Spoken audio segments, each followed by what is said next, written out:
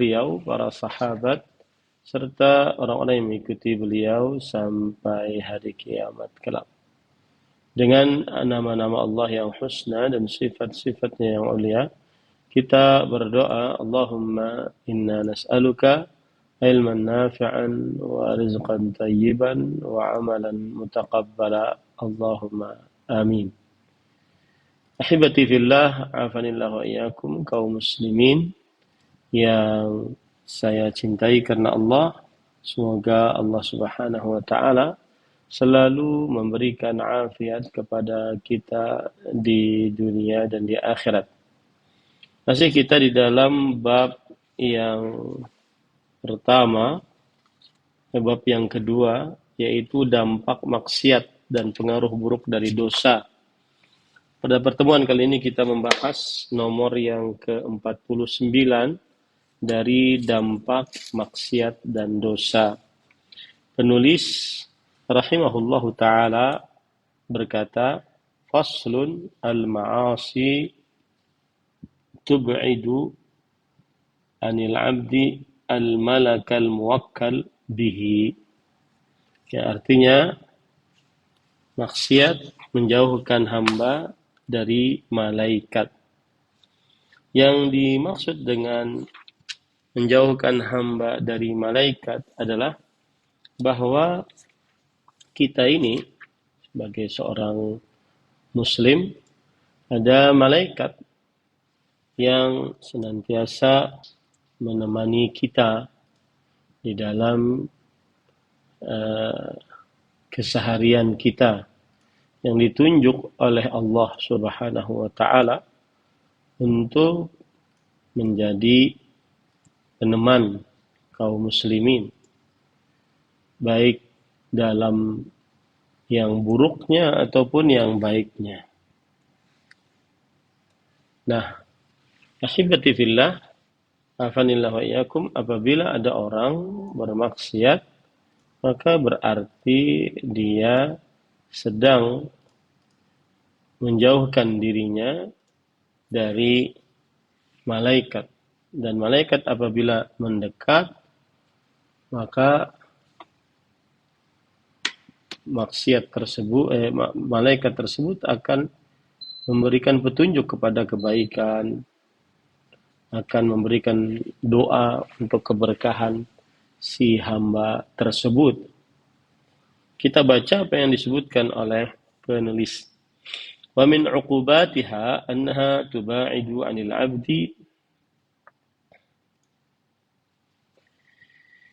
waliyahu wa anfa'al khalqi lahu wa ansahahum lahu wa man sa'adatuhu fi qurbihi minhu wa huwa al-malakul muwakkalu bih wa tudni minhu aduwahu wa aghsha al-khalqi lahu wa a'zamuhum dararan lahu wa huwa syaitan fa innal 'abda idza 'asa Allah taba'ada minhu al-malaku biqadri tilka al-ma'siyah hatta innahu la yataba'adu anhu bil kadhbah al-wahidah masafatan ba'idatan.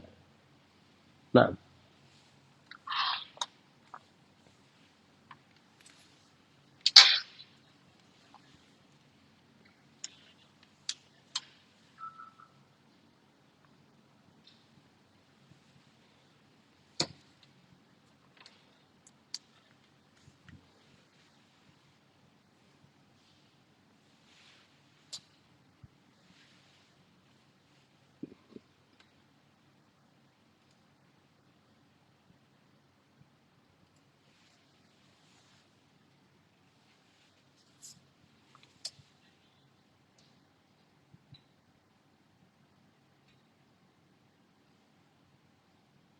baik. Ada hadis tentang hal ini, bahwa setiap makhluk mempunyai malaikat yang selalu bersamanya. Di antara hadis tersebut adalah bahwa para malaikat ada yang muwakkal, yaitu ma yalfadhu min qaul illa ladaihi raqibun atid. Tidak ada ucapan yang terucap kecuali ada malaikat yang raqib, mengawasi, atid, meneliti. Nah, ini menunjukkan bahwa ada malaikat al-muwakkal yang diberikan tugas oleh Allah Subhanahu wa taala untuk bersama makhluk tersebut, ya, untuk senantiasa bersama makhluk tersebut.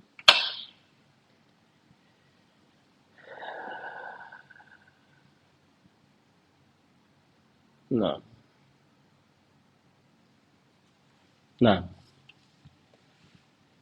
dan apabila seorang hamba bermaksiat, berarti malaikat akan menjauh sebesar maksiat yang dia lakukan. Lalu mendekatlah syaitan. Makanya kadang orang kalau bermaksiat, atau jangan orang, kadang kita kalau sedang bermaksiat, maka semakin menjadi-jadi maksiat tersebut. Tidak terhenti kecuali ketika kita berzikir kepada Allah Subhanahu wa taala. Nah, ini karena selama hamba tersebut bermaksiat, berarti selama itu pula malaikat menjauh dari dirinya. Menjauh dari dirinya. Nah, kemudian pada ikhwan yang dirahmati oleh Allah, wa fi ba'd al-athar idza kadzdzaba al-'abdu taba'ada minhu al-malaku milan min natni rihihi. Fa idza kana hadha taba'ud al-malak minhu min kadzbatin wahidah فماذا يكون مقدار بعده منه فيما هو أكبر من ذلك وأفحش منه. Nah,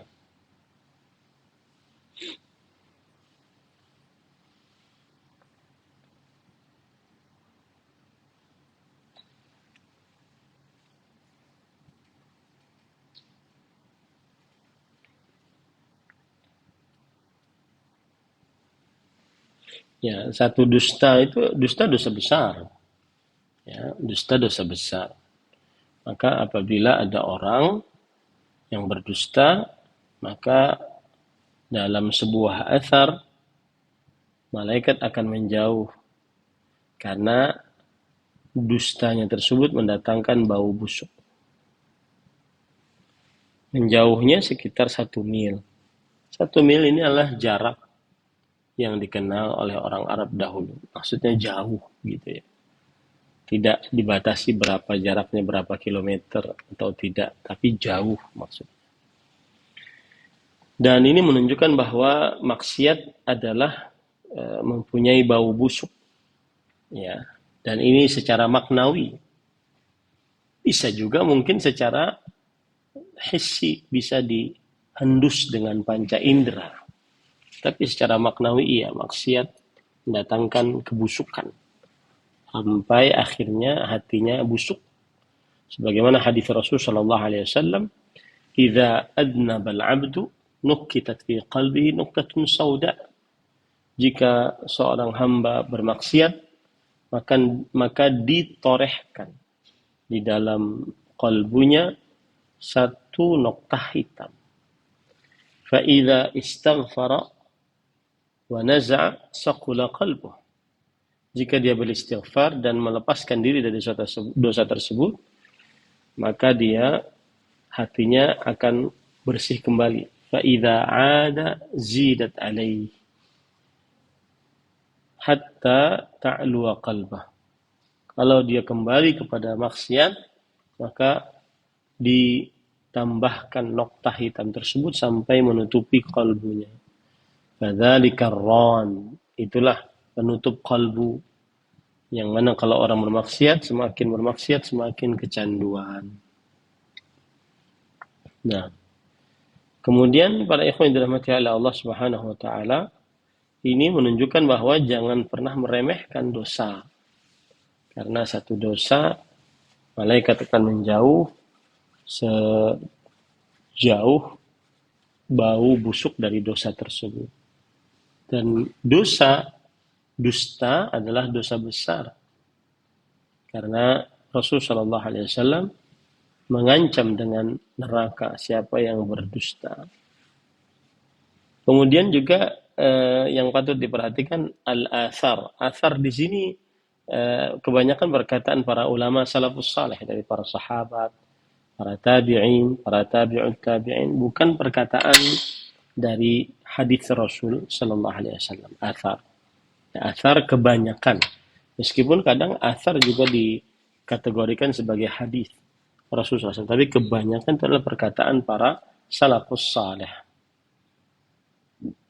Nah, waqala ba'du salaf idza asbaha idza rakiba adh-dhakara ajjatil ardu ila Allah wa harabatil malaikah ila rabbiha wa syakat ilaihi 'azima ma ra'at. Nah,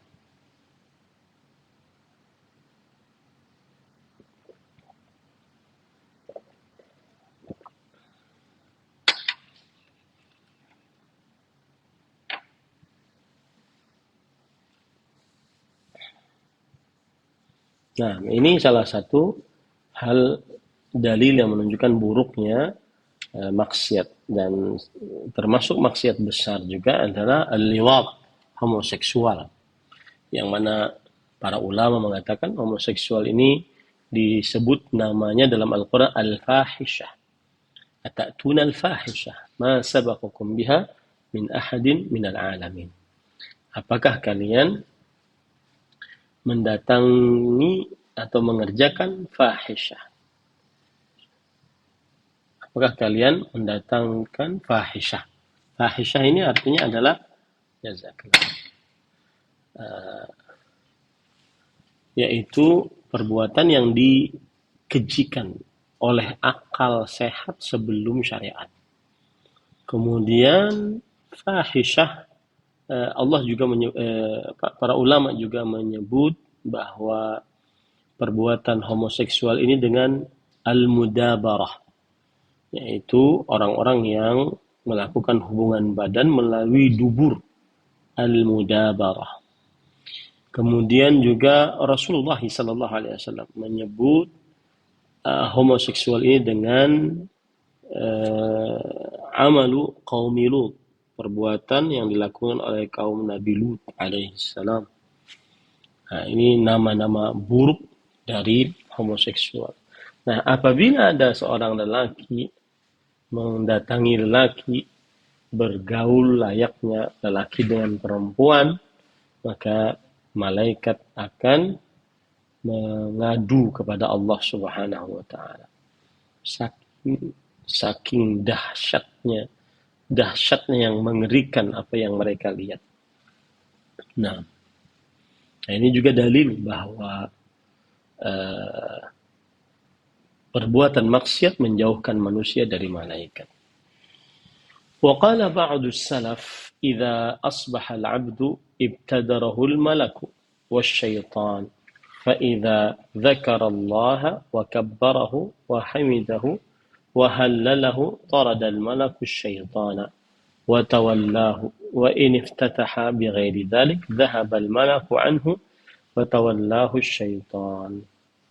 نعم.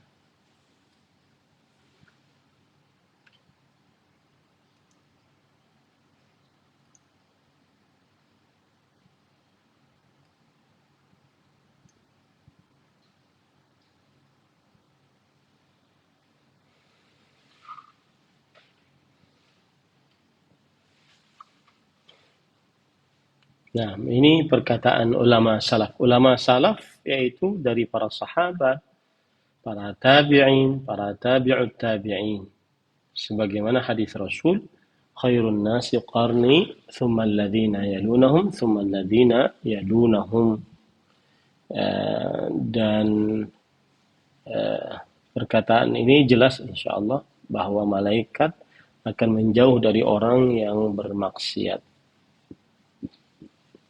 ولا يزال الملك يقرب من العبد حتى يصير الحكم والغلبة والطاعة له فتتولاه الملائكة في حياته وعند موته وعند بعثه كما قال تعالى إن الذين قالوا ربنا الله ثم استقاموا تتنزل عليهم الملائكة ألا تخافوا ولا تحزنوا وأبشروا بالجنة التي كنتم توعدون نحن أولياؤكم في الحياة الدنيا وفي الآخرة. نعم.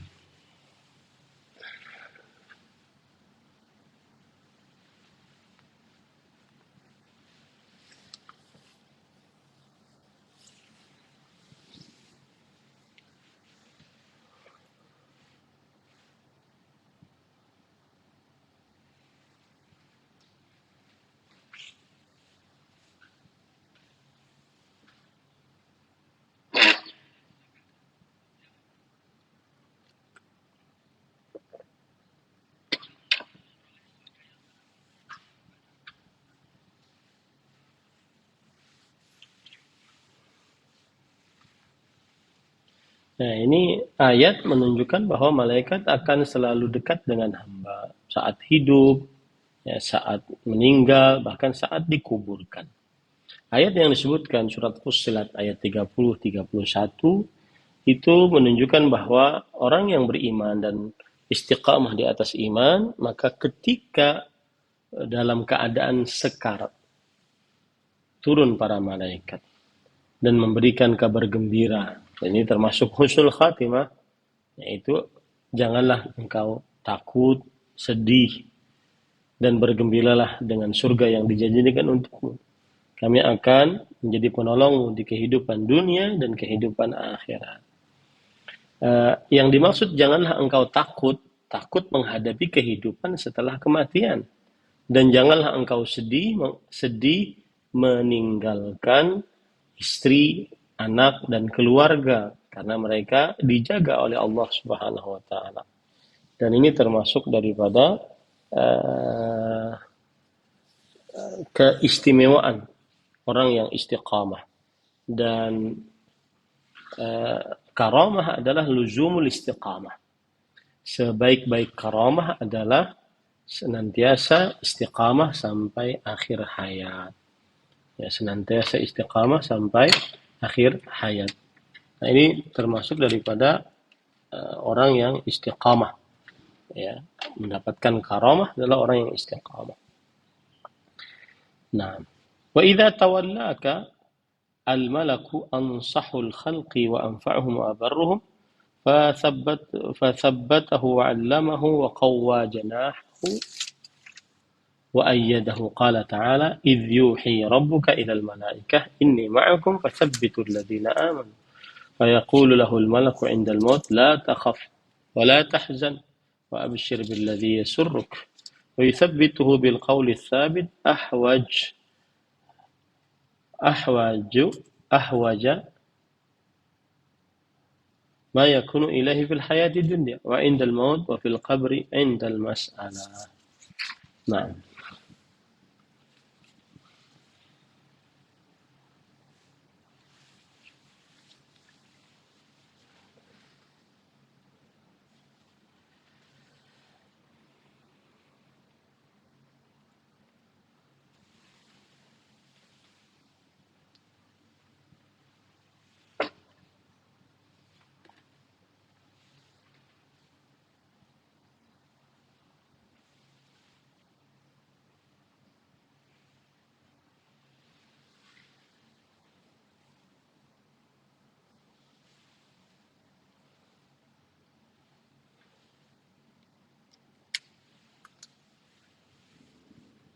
Nah, ini hal yang sangat penting bagi seorang muslim, yaitu ketetapan lisan dan kolbu saat di dunia, kehidupan dunia, tidak murtad, kemudian saat kematian juga tidak murtad, dan saat di dalam kubur ketika ditanya oleh malaikat Mungkar dan Nakir juga tidak meleset jawabannya. Makanya kita kalau sedang berdoa di dalam sujud, Rasulullah SAW memperbanyak doa, ya muqallibal qulub tsabbit qalbi ala dinik. Wahai yang membolak-balikan hati, tetapkan kalbuku di atas agamaku. Nah, itu. Kemudian begitu juga ketika kita mengiringi jenazah sampai ke kuburan. Setelah dikubur, kita doakan jenazah tersebut. Allahumma gfir lahu wa thabbithu, Allahumma gfir lahu wa thabbithu. Berdoa sendiri-sendiri.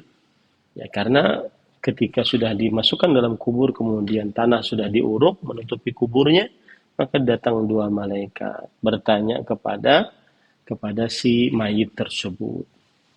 Nah, salah satu pertanyaannya adalah man rabbuk, ma dinuk, wa man nabiyuk. Nah, ini memerlukan ketetapan lisan dan qalbu. Ya.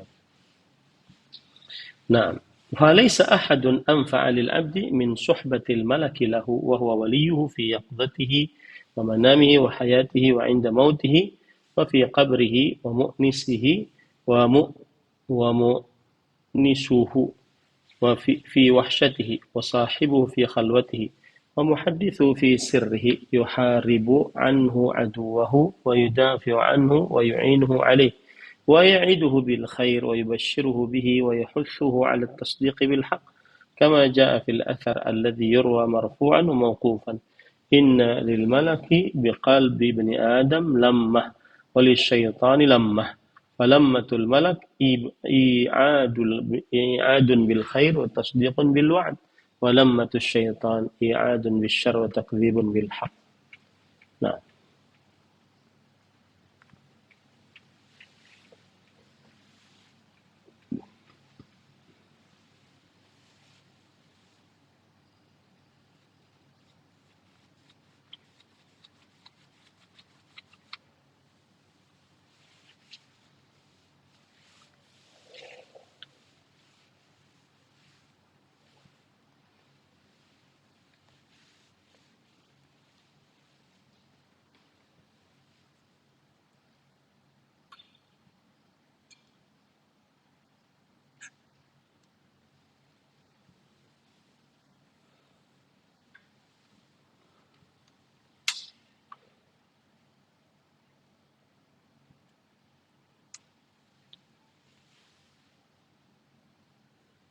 Nah, baik. Ini menjelaskan kembali bahwa apabila ada orang mengerjakan ketaatan, maka dia bahagia.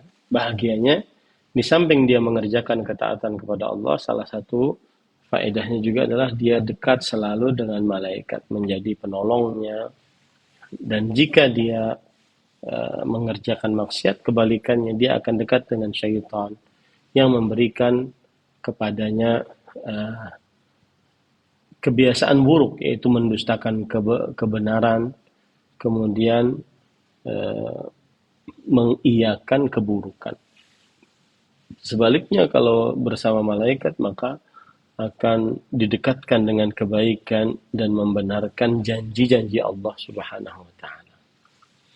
وإذا اشتد قرب الملك من العبد تكلم على لسانه وألقى على لسانه القول السديد وإذا بعد منه وقرب منه الشيطان تكلم على لسانه وألقى عليه الزور والفحش حتى يرى الرجل يتكلم على لسانه الملك والرجل يتكلم على لسانه الشيطان. وفي الحديث إن السكينة تنطق على لسان عمر رضي الله عنه.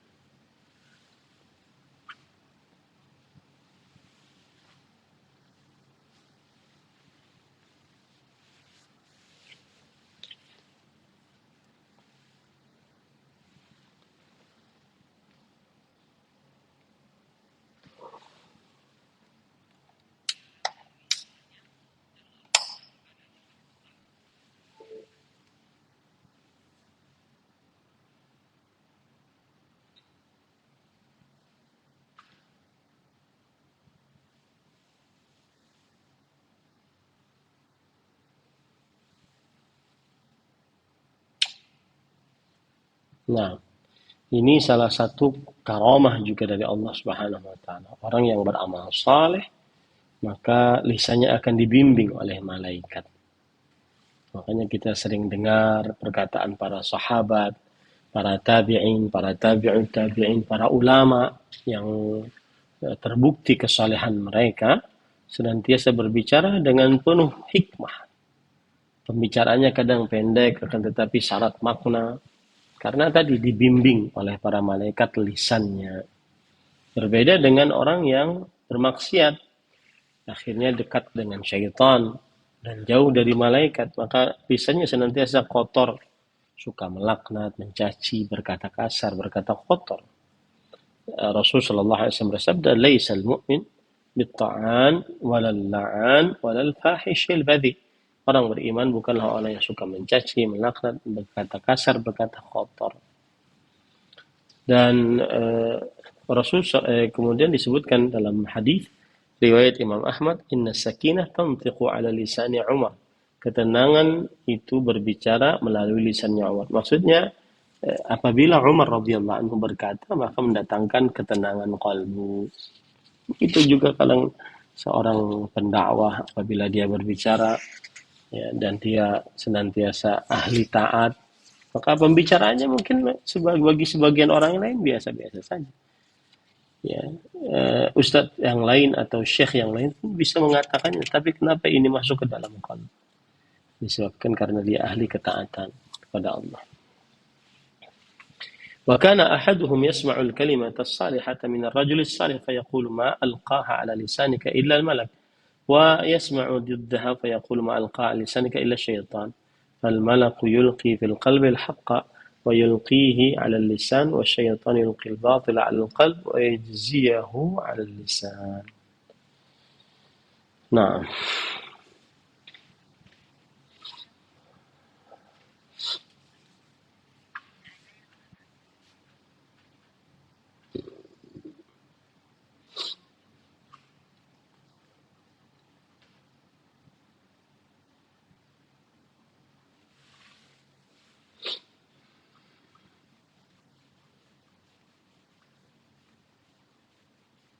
Ya, kebalikannya pokoknya ya. Jadi apa namanya, orang yang saleh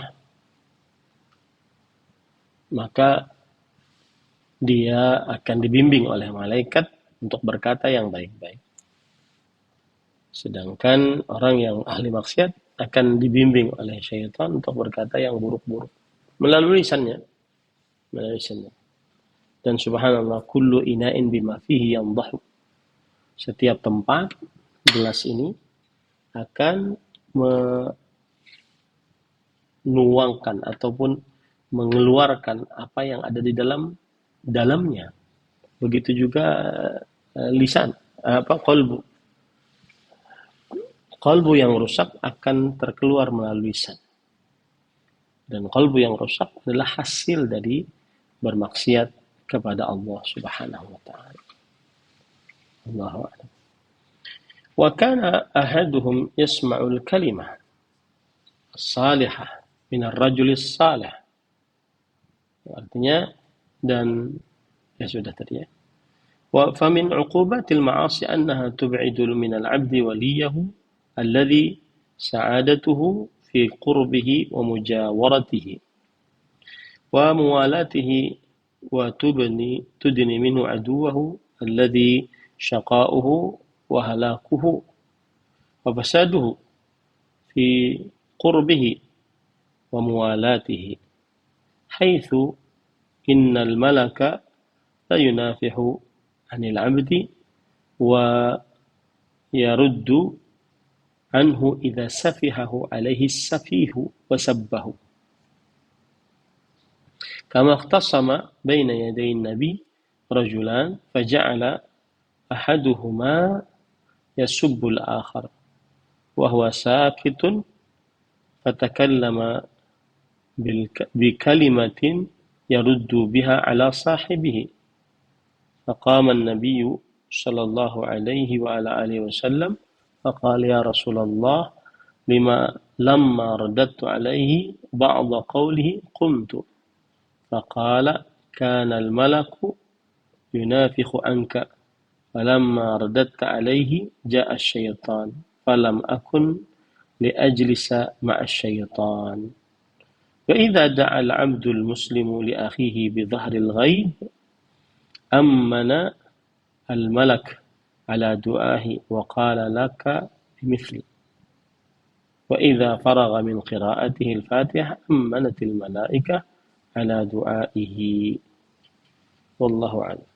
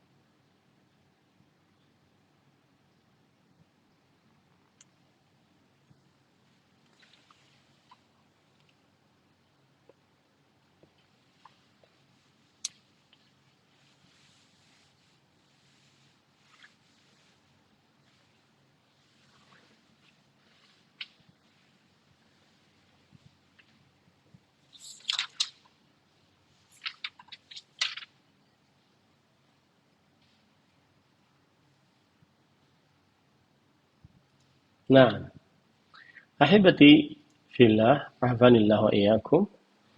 Eh, di dalam hal ini ada beberapa pelajaran dalam hadis tadi ya, hadis riwayat Imam Abu Daud, bahwa ketika seorang bertengkar, terutama urusan-urusan dunia, maka lebih baik dia diam, tidak menjawab.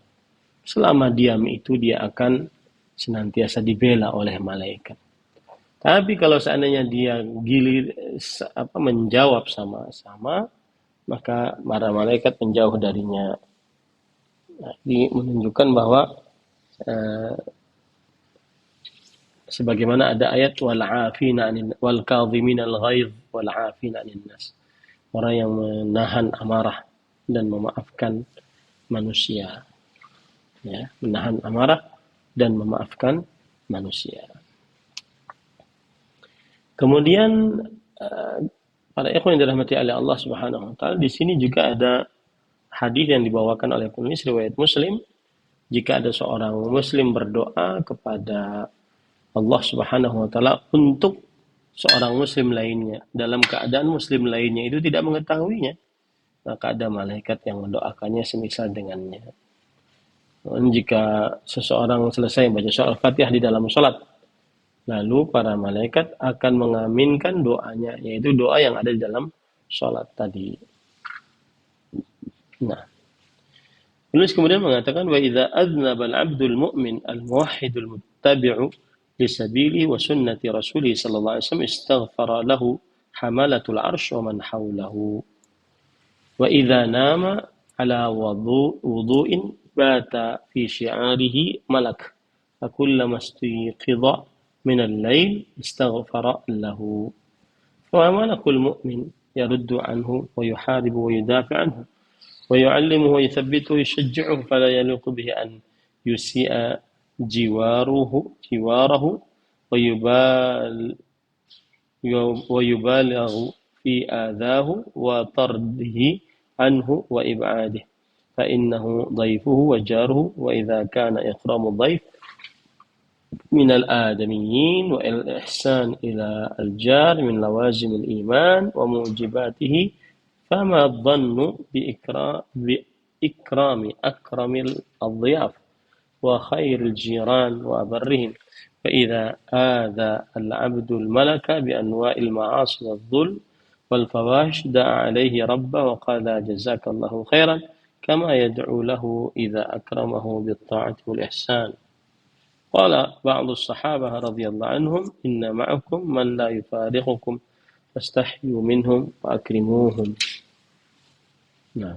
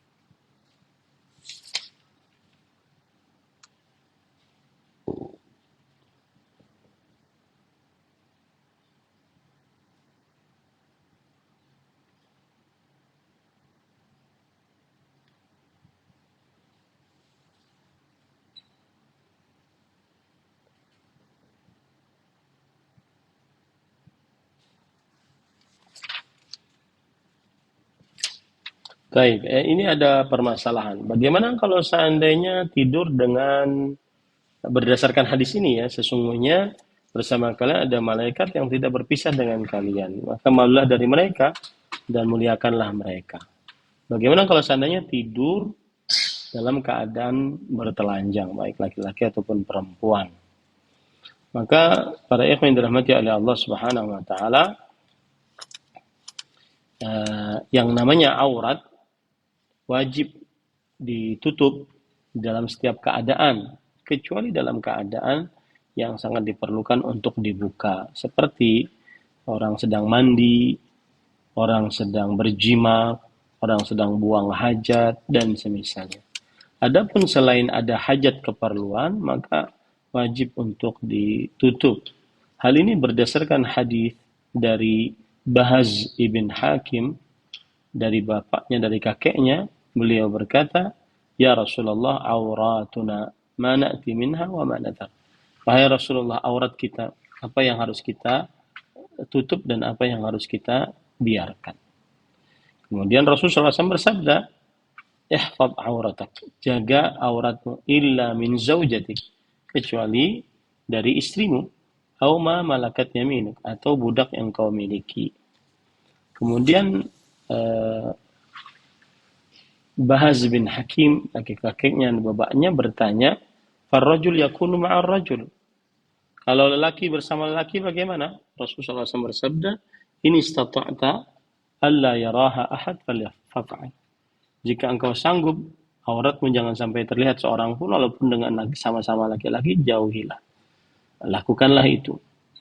Kemudian bertanya lagi, fa in kana ahaduna khalian. Kalau dia sendirian di dalam sebuah tempat, ya. Kemudian Rasulullah SAW bersabda, "Fallahu ahaqqu an yustahya minhu." Yang artinya, maka Allah lebih berhak untuk kita malu kepadanya. Maka ini menunjukkan bahwa lebih baik meskipun sendirian, dia tidak membuka auratnya dengan semena-mena. Nah, ini bantahan bagi orang-orang yang kadang-kadang aktivis-aktivis kulitkah atau itu akhirnya telanjang bulat di hadapan orang-orang. Ini tidak benar. Ya. Nah,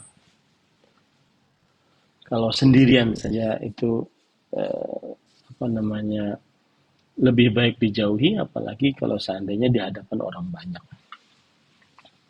Kemudian penulis berkata, wala al-alama mimman la yustahya min al-karim al-azim al-qadr wa la yujilluhu wa la yuwaqqiruhu.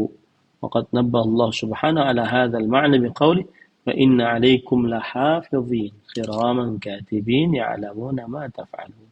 أي استحي من هؤلاء الحافظين.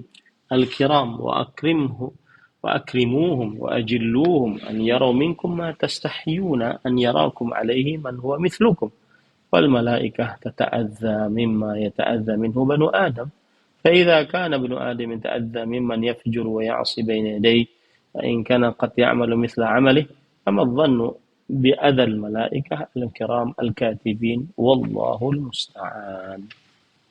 نعم.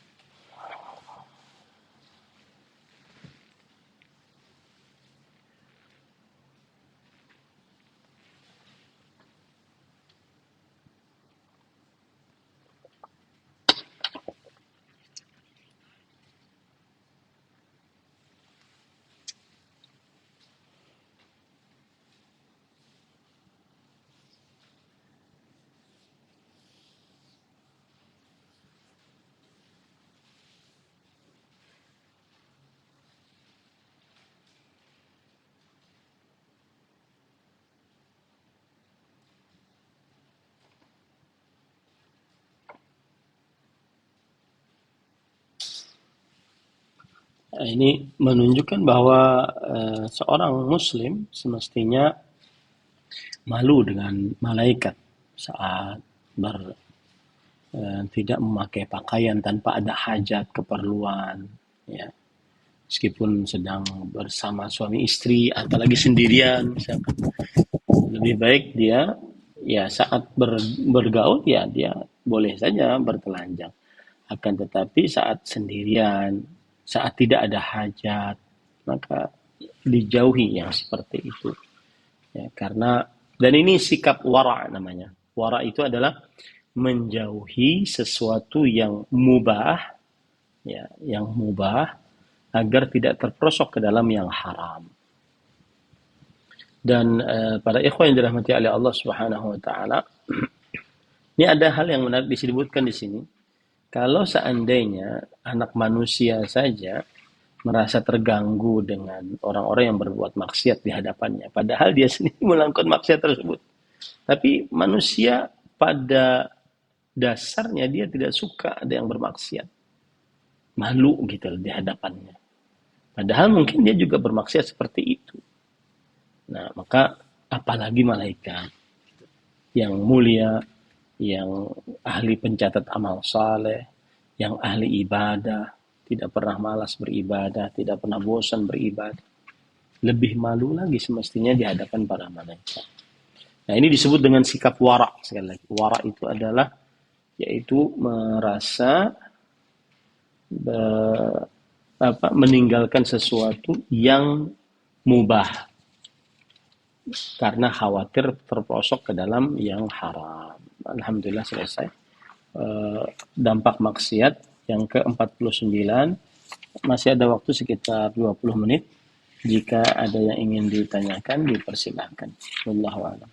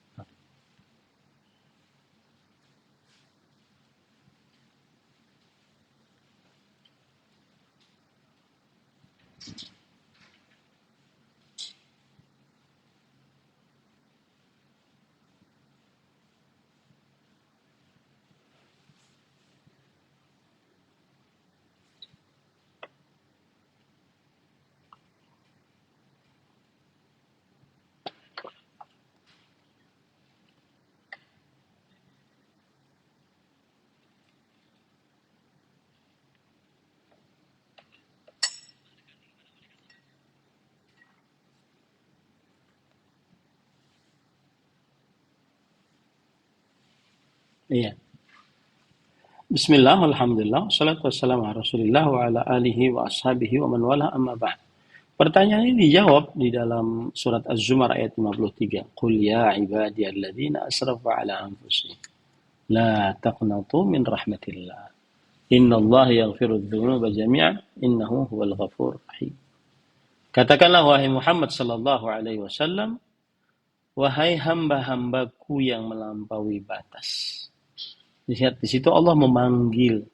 Yang dipanggil bukan hamba-hambanya yang ahli taat, ahli sholat, puasa, zakat, haji, bukan. Yang ahli dalam maksiat, yang melampaui batas. Janganlah berputus asa. Jadi yang pertama kali dilakukan saat bermaksiat dan kemudian malaikat menjauh dari kita, timbulkan rasa harap kepada Allah. Dibarengi dengan rasa takut, rasa harap agar kita bisa kembali mengerjakan ketaatan kepada Allah, rasa takut, khawatir kita tidak diterima oleh Allah Subhanahu wa taala taubatnya. Nah, seperti itu. Ini rasa harap. Kalbunya dulu diurus. Terus setelah itu dari kalbu timbullah nanti dia ketaatan-ketaatan kepada Allah Subhanahu wa taala. Nah, dan ketaatan-ketaatan tersebut salah satunya yang paling agung adalah bertaubat kepada Allah. Ya ayyuhalladzina amanu tubu ilallah taubatan nasuha. Jadi kalau orang bermaksiat, malaikat menjauh, tetapi tidak ada, bukan kemudian terkunci ataupun setelah menjauh tidak mendekat lagi. Kalau dia bertobat, Allah Subhanahu wa taala akan mendekatkan lagi malaikat tersebut sebagaimana hadis qudsi Rasul sallallahu alaihi wasallam bersabda, fa idza atani harwala ataituhu fa idza atani yamshi ataituhu harwala. Kalau hambaku datang kepadaku dengan keadaan berjalan, aku akan mendatanginya dalam keadaan berlari. Nah, seperti itu. Jadi, bertobat kepada Allah. Tapi tadi yang diurus kalbunya dulu. Ya, disucikan kalbunya dulu, merasa sedih atas maksiat yang dilakukan. Bermaksiat kepada Allah. Ya, dan seterusnya. Wallahu a'lam.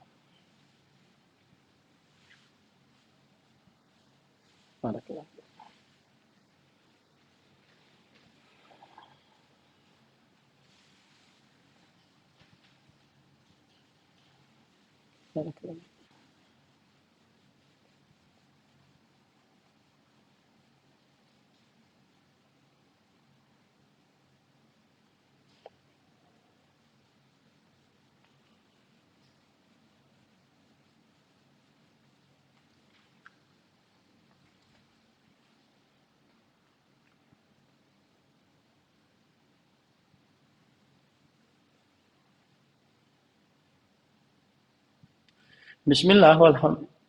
Ya, silakan. Nah,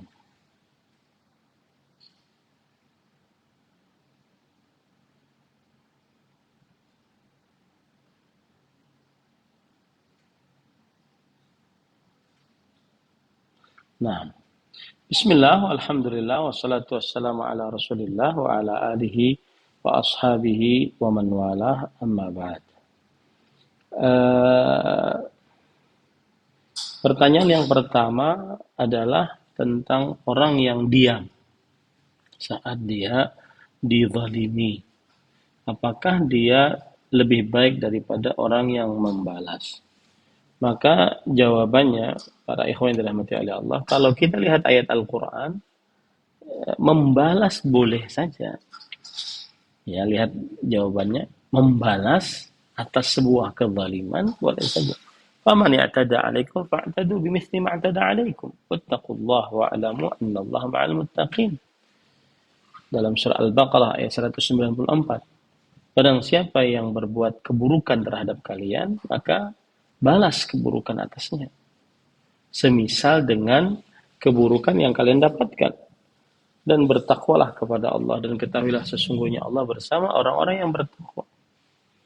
Dalam ayat yang lain, wa in 'aqabtum fa'aqibu mithli ma 'uqibtum bih wa la in sabartum lahu khairul lis-sabirin. Surah An-Nahl ayat 126. Dan jika kalian disiksa, maka balaslah siksaan tersebut seperti yang kalian dapatkan. Dan jika kalian sabar, maka itu lebih baik bagi orang-orang yang bersabar. Kemudian juga dalam surat Asy-Syura ayat 40, wa jazaa'u sayyi'atin sayyi'atun mithluha. Membalas keburukan dengan keburukan yang semisal. Boleh itu. Tetapi faman 'afa wa aslaha fa ajruhu 'ala Allah. Innallaha yuhibbul zalimin. Barang siapa yang memaafkan dan memperbaiki hubungan, maka pahalanya ada di sisi Allah. Sesungguhnya Allah tidak menyukai orang-orang yang berbuat zalim.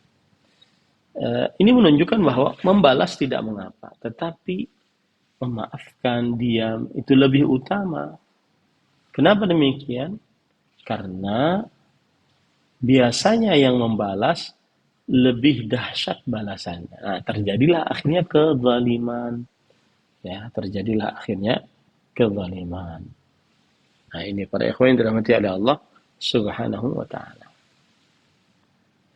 Dan yang kedua adalah pertanyaan tentang apa tadi, Ibu?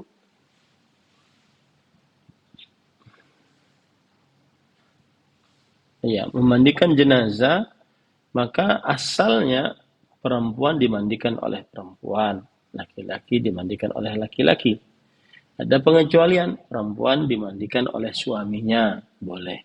Dan laki-laki dimandikan oleh istrinya, boleh. Nah, asal hukumnya seluruhnya seperti itu. Ini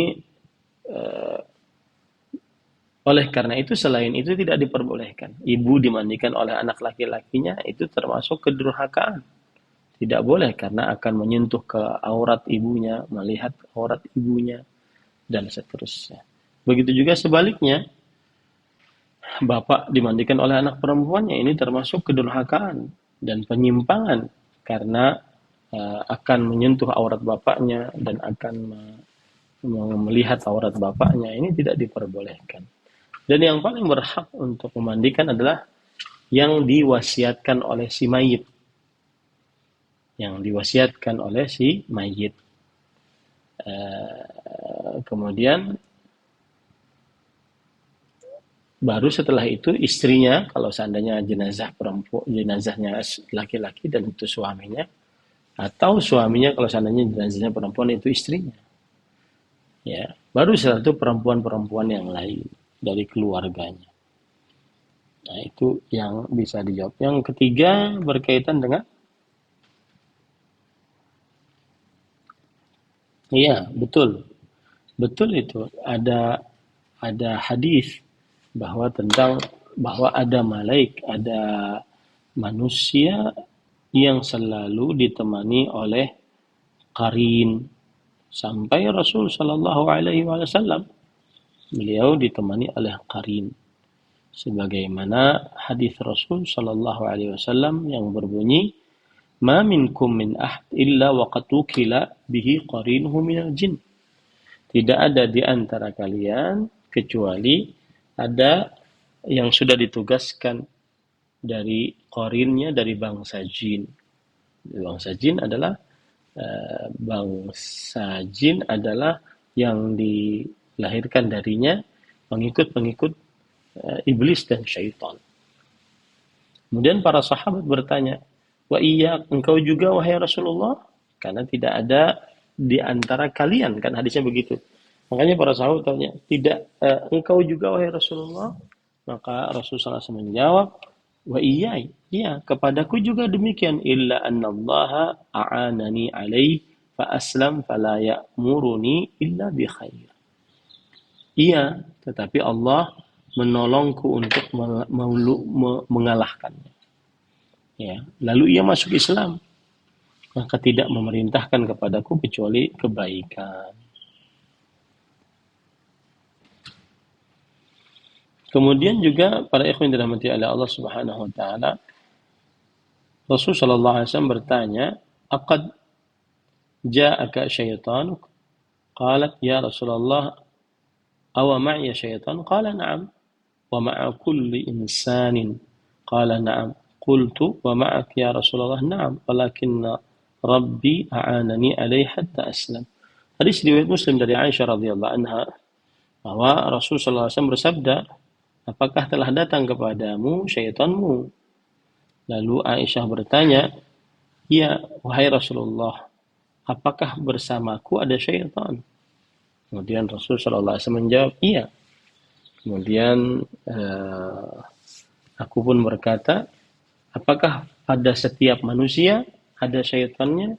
Kata Rasulullah SAW, na'am, iya.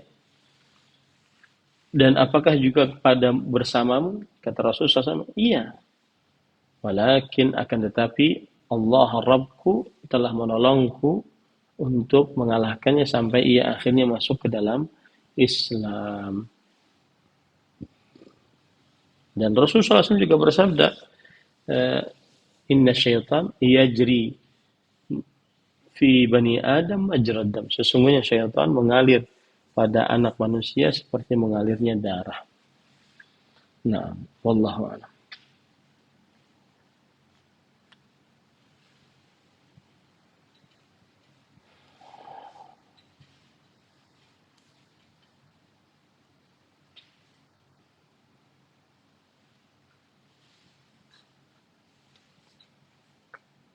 Waalaikumsalam.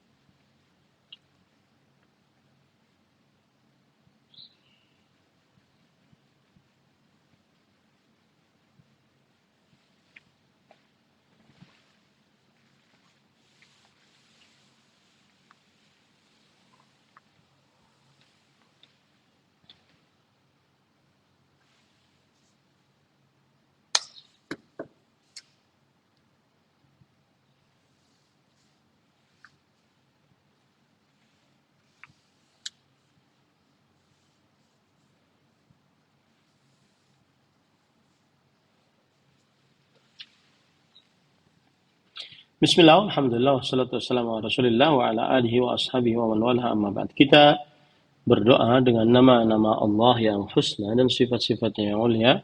Rabbi ja'alna muqimis salah wa min dzurriyyatina rabbana wa taqabbal du'a. Ya Allah, jadikanlah kami dan anak cucu keturunan kami orang-orang yang selalu mendirikan salat. Wahai Rabb kami, terimalah doa kami.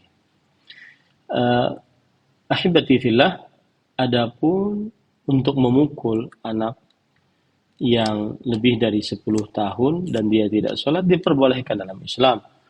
Allah Subhanahu wa ta'ala, Rasulullah SAW bersabda, wadribuhum 'alaiha wa hum abna'u 'ashr, dan pukullah mereka ketika mereka tidak sholat saat mereka berumur 10 tahun. Tetapi ingat, memukul di situ ada arahannya, dijelaskan oleh para ulama, di antaranya Abdullah bin Abbas radhiyallahu anhuma, bahwa memukul itu adalah seperti kayu arok, kayu buat siwak.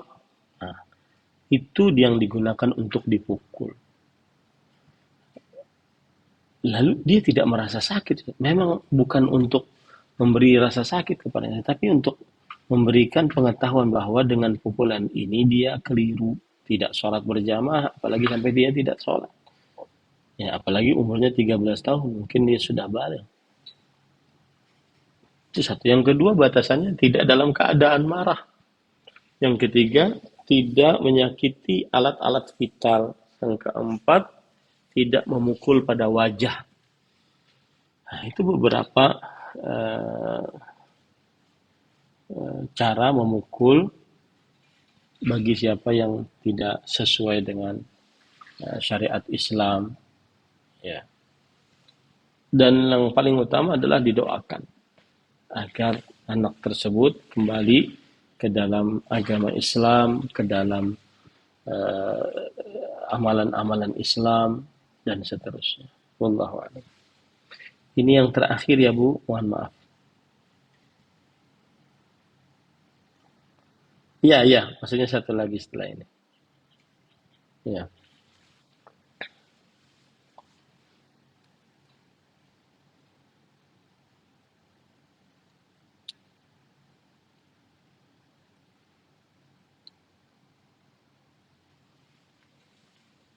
Bismillah.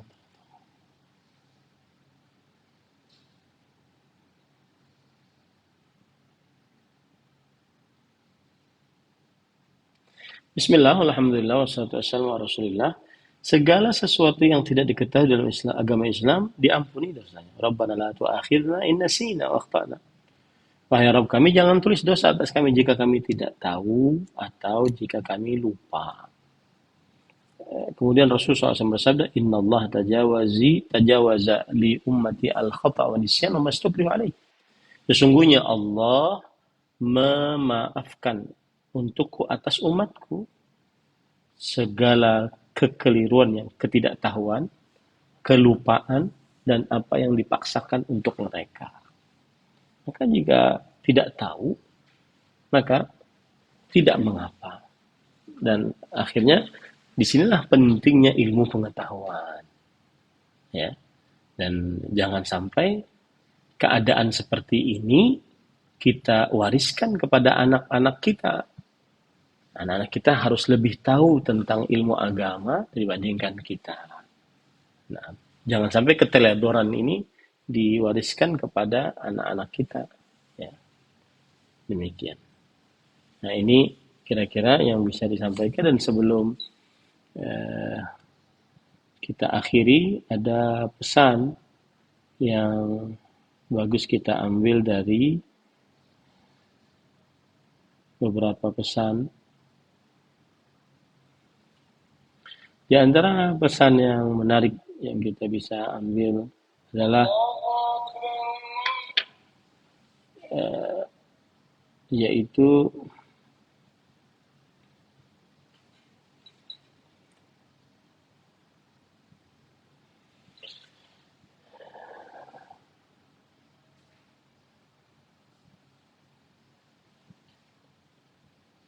ada perkataan dari Ubaid ibn Umair rahimahullah. Beliau berkata, tasbihatun bihamdillah fi sahifatil mu'min khairun min an tasila aw tasira ma'ahu jibalud dunya dhahaban.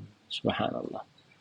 Satu ucapan subhanallah wa bihamdih yang tertulis di dalam buku catatan orang yang beriman lebih baik daripada dia memiliki bergunung-gunung emas yang ada di dunia ini. Satu ucapan subhanallah wa bihamdih lebih baik dia memiliki bergunung-gunung emas yang ada di dunia ini. Dan juga dan perkataan ini sesuai dengan hadis riwayat Muslim dari Abu Dzar radhiyallahu anhu. Rasulullah sallallahu alaihi wasallam bersabda, "Su'ila ayyul kalami afdal?" Ucapan apa yang paling afdal?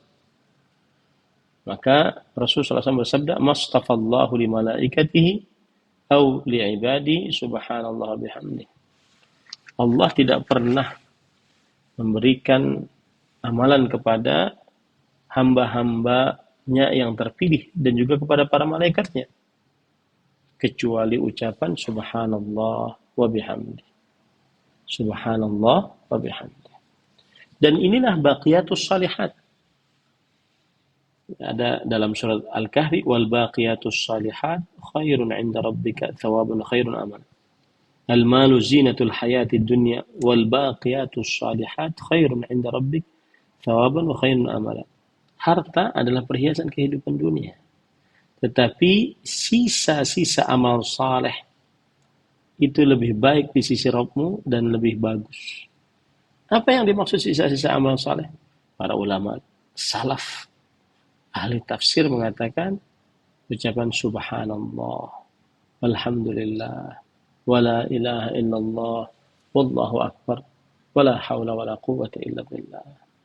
Terutama yang seseorang sedang berdiri, duduk, berbaring, terutama yang seseorang dia sedang mungkin dalam sebuah tempat menunggu, baqiyatus salihat, yaitu yang tersisa dan yang saleh. Tersisa karena pahalanya di sisi Allah lebih baik dan lebih bagus. Nah, ini indahnya ucapan subhanallah ditambah lagi subhanallah bihamdi. Kalau ingin lengkap, subhanallah walhamdulillah wala ilaha illallah wallahu akbar wala haula wala quwata illa billah. Demikian sallallahu nabi Muhammad walhamdulillahirabbil alamin. Saya mohon langsung live. Wassalamualaikum warahmatullahi wabarakatuh.